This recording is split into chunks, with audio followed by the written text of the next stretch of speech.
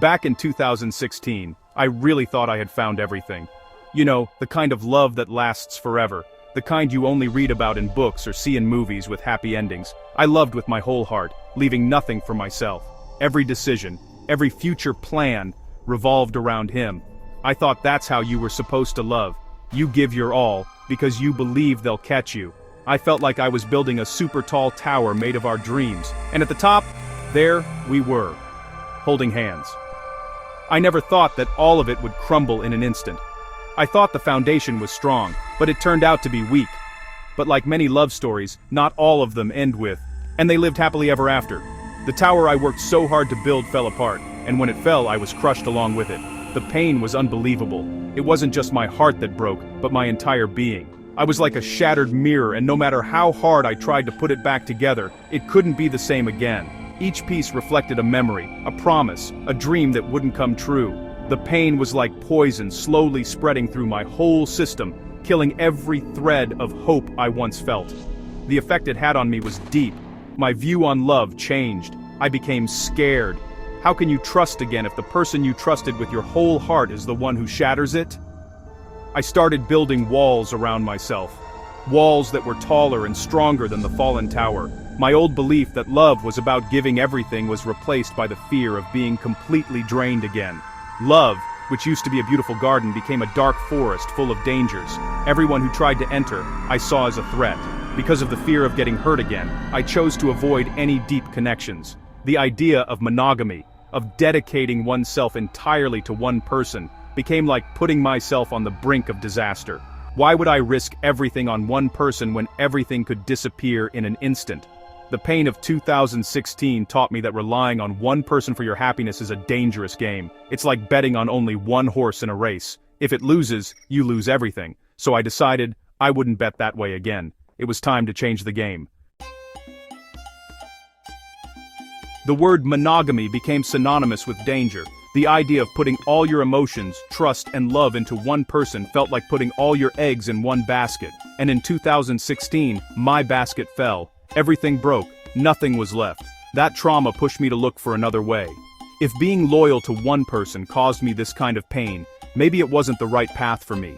I'm not saying monogamy is wrong for everyone, but for someone as broken as I was, it was a recipe for disaster all over again. I started reading and learning about different kinds of relationships. That's when I discovered polyamory. It's not about cheating or being selfish. It's about ethically and openly having relationships with more than one person, where everyone involved knows and agrees. At first it seemed strange. It went against everything society taught us, but the deeper I understood it, the more sense it made. If love has no limits, why should it be limited to just one person? The heart has the capacity to love widely, just like we love our parents, siblings, and friends, all at the same time. Choosing polyamory became a way of healing. It was my way of protecting myself. Instead of building a wall to keep people out, I opened many doors. The idea was that if love is shared among many, the pain of losing one wouldn't be as devastating. It doesn't mean I won't get hurt, but it won't shatter my entire being anymore. The emotional weight is shared. It's like having an emotional support system that doesn't rely on just one pillar. If one pillar crumbles, there are other pillars to support you. It wasn't easy. Embracing polyamory requires intense communication, honesty, and understanding. You have to face your own jealousy and insecurities. But for me, this was the path that gave me hope. It was my way to learn to love again without sacrificing my own well-being. It was a conscious and deliberate decision to open my heart again, but in a way that was safer, more balanced, and more fitting for who I am now, someone who learned from pain and chose to love more wisely. After a big heartbreak, moving on feels like climbing a mountain with no top. With every step, the weight of the past is there. To help myself, I created a personal system I called the 3-month rule. The idea is super simple. For 3 months after a breakup, I'm not allowed to get into any serious relationship. This time is just for me. It's my set period for grieving, reflecting, and healing. It's my forced pause to make sure I don't jump into a new relationship just to escape the pain. In the first month, I let myself feel all the pain. I cry if I need to. I get angry. I feel sad. I don't run away from the emotions. I acknowledge them. I listen to sad songs, revisit memories, and slowly accept that it's really over. It's like cleaning a wound. It hurts, but it's necessary to prevent infection. During this time, I talk to myself, write down my feelings, and slowly accept the truth, no matter how painful it is. The first month is for accepting reality. By the second month, I slowly shift my focus from the past to the present. This is the month of rediscovery. Who am I without him? What are the things I want to do that I couldn't do before? I try new hobbies. I learn a new skill. I travel alone. The goal is to rebuild my identity that was lost or changed within the relationship. It's about returning to myself. I look for my own happiness again, the happiness that doesn't depend on another person. This is the month of strengthening the foundation of who I am.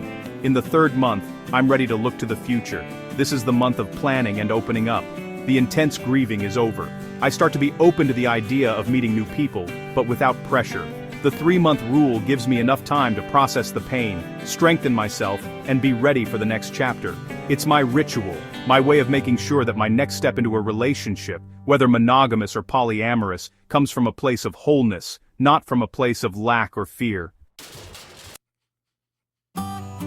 For me, polyamory isn't just a relationship style, it's a philosophy. My belief is simple. Love isn't like a cake that gets smaller when you share it with many people. Love is like a candle. No matter how many other candles you light with its flame, its own light doesn't diminish. Instead, it lights up the whole room even more. That's how I see love. My love for one person doesn't lessen just because I also love others. In fact, each relationship gives me new lessons and perspectives that enrich my ability to love. Standing by polyamory means accepting that one person can't fulfill every aspect of your life. And that's okay. It's not fair to them, and it's not fair to you either. I have a partner I go hiking with and talk about philosophy. Then, I have another partner I watch cheesy movies with and laugh at corny jokes. Each of them adds a different color to my life. I don't look for one person's qualities in another. I accept and appreciate them for who they are and what they bring to the relationship. Many people say this is selfish, but in my view, it's more selfish to force someone to change to fit into your personal box of a perfect partner. In polyamory, we allow each other to be true to themselves. If a partner of mine has a need that I can't meet, I openly let them find that with someone else, as long as it comes with honesty and open communication. What matters is everyone's happiness. The success of our relationships isn't measured by exclusivity, but by the level of trust, respect, and support we give each other. So, for the question of why more is merrier, my answer is because happiness comes from freedom. The freedom to love without fear. The freedom to be true to yourself. The freedom to accept that love comes in many forms and sizes. By embracing many loves, I not only become happier, but I also become more whole, more understanding, and more capable of giving love. This is the path that allows me to grow my heart, instead of locking it away in fear of it breaking again. There are doors in life that you've closed, and you know you shouldn't open them again. For me, that's the door to monogamy. Not because of anger or resentment, but because of what I've learned. That experience in 2016 left a permanent mark on my understanding of relationships. Going back to monogamy would be like wearing old shoes that you know are too tight and cause pain. Why would I force something that I know no longer fits who I am today? Choosing polyamory isn't just a temporary fix. It's an evolution of my view on love and life. Going back to relying on one person for my emotional security feels like a step backward. I've learned to place my security in myself and in a community of loving people, rather than in just one individual. Going back to monogamy would mean going back to the old fear, the fear that in an instant, everything could be lost again. Polyamory, on the other hand, offers a safety net, a network of love and support. It doesn't remove the possibility of pain, but it lessens the damage. It's a more stable structure for my emotional health.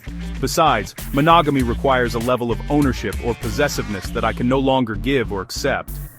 The idea that I am yours and you are mine alone no longer reflects my beliefs. I believe no one has the right to own another's heart. Each of us is free. Love should be a gift freely given, not a contract that ties you down. Going back to monogamy would be like trying to cage a bird that has learned to fly free. It's no longer natural. It's no longer right for me. So the door to monogamy will remain closed. This is a respect for my past and the lessons I've learned. It's an acknowledgement that I've changed, and my needs in a relationship have changed too.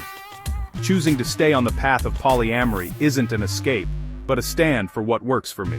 It's my way of moving forward, not by forgetting the past, but by using it as a guide towards a brighter and more suitable future. To all my loved ones now, I have a simple request, a wish that comes from the depths of my heart. Please don't be jealous. I know it's not easy. Jealousy is a natural emotion, a ghost from society's usual view of love. We've been taught that jealousy is a sign of love. But for me, in our setup, jealousy is a poison that will slowly destroy the beautiful foundation we're building. My love for one person isn't a threat to my love for you. The time I spend with others doesn't mean they are more important. This request isn't an order, but an invitation. An invitation for us to change our perspective. Instead of seeing my other relationships as a competition, I hope you can see them as an enrichment to our world. Every love I receive and give makes me a better person, a better partner.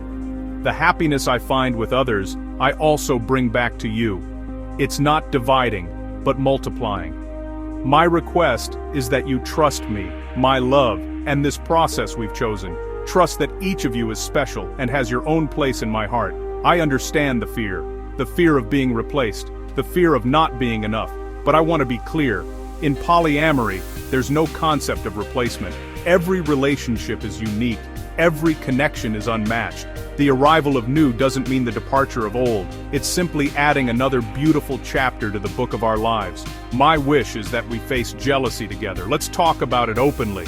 Let's figure out where it comes from. Is it from fear, insecurity, or ingrained beliefs? And from there, let's find a solution. So instead of being jealous, let's just love. Love ourselves. Love each other. And try to love the idea that our loved ones are happy, even if that happiness doesn't always come from us. This is the biggest challenge in polyamory, but it's also the biggest reward. When we overcome jealousy and replace it with understanding and support, that's where we'll find the true essence of free and boundless love. A love that liberates, not confines. In the world of polyamory, there's a word rarely heard outside of it: compersion. It's the opposite of jealousy. It's the feeling of happiness you get when you see your partner happy with someone else. At first listen, it sounds impossible. How can you be happy if your loved one is happy with someone else? But this is the highest level of love we try to reach. It's the mindset shift from "you're only mine" to "what matters is your happiness." It's the ultimate display of selflessness in a relationship. Learning to feel compersion is a long process. It starts with facing your own insecurities. You need to be secure in yourself and your role in the relationship. You need to believe that your partner's happiness isn't a threat to you. When I first tried to live this, it was hard. There was a small voice in my head whispering doubts, but I chose to fight it.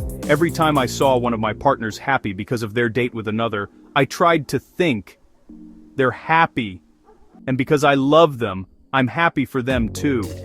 Compersion isn't just about being a martyr, it has practical benefits. When you succeed in replacing jealousy with compersion, the weight, the anxiety, and the drama disappear. The relationship becomes lighter, happier, and more peaceful. You no longer have to worry about where they are or who they're with. Trust becomes the foundation of everything. The energy that used to be spent on jealousy and doubt can now be used to grow yourself and the relationship. It's a liberation not just for your partner, but for you too. This is one of the reasons why polyamory helps my emotional healing. It teaches me to love in a non-possessive way. It teaches me to find my happiness in the happiness of others. Compersion is my North Star on this path. It reminds me that true love is about giving freedom and supporting the growth of the person you love, even if that growth happens in someone else's garden. This is love expanded, not withheld. Rising from the devastation of 2016 wasn't a straight line. It was a messy and winding process, but as I stepped into the world of polyamory, I found an unexpected way to heal. Having multiple relationships wasn't just a simple distraction or escape. Instead, it became an active therapy. Each relationship served as a mirror, showing me different parts of my personality, my strengths, weaknesses, fears, and dreams. It's a continuous process of self-discovery through connecting with others. Having different partners taught me the importance of communication. In monogamy, we often fall into the misconception that our partner should just know what we're thinking. In polyamory, that's impossible.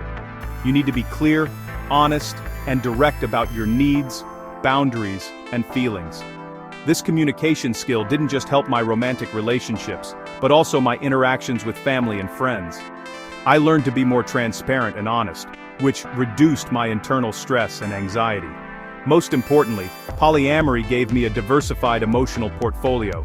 If in the world of finance, you shouldn't invest in just one stock, the same goes for emotions. When I put everything into one person back then, their downfall was my downfall too. Now, my emotional safety is spread out. If I have a disagreement with one partner, I have other partners who can offer support and a different perspective. This doesn't replace the value of each relationship. Rather, it creates a stable support system that helps me stay balanced even in the midst of a storm. Healing doesn't mean going back to how things were. It's about building a new and stronger version of yourself. Polyamory became my scaffolding in the rebuilding process. It helped me to trust again, to love again, and to open my heart again, not by hiding behind walls, but by building a network of bridges.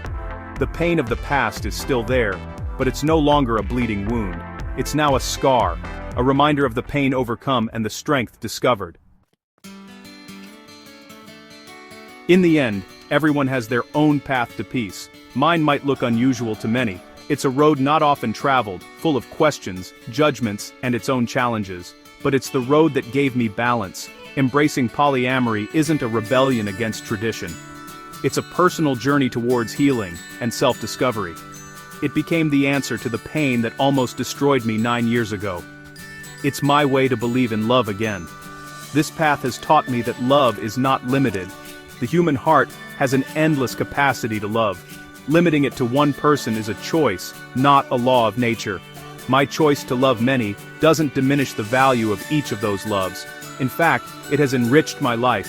It has given me different perspectives, experiences, and types of support that I could never get from just one person. It's a life full of communication, honesty, and continuous growth. Finding balance means accepting who you are and what truly works for you, even if it goes against societal norms. I found my balance in this dynamic, where my happiness doesn't depend on one person, and my love is freely shared without fear. Peace came when I let go of the idea of the one and embraced the concept of the many. Peace came when I learned that jealousy can be replaced by compersion, and ownership can be replaced by freedom. This is my story. This is my chosen path. It might not be for everyone, and I respect that. But, for a heart that was once shattered, for a person who once lost faith in love, this was the way back. Not to my old self, but to a new, more whole, and more loving version of myself. In a world full of different kinds of love, I found my own balance and peace in loving them, all of them,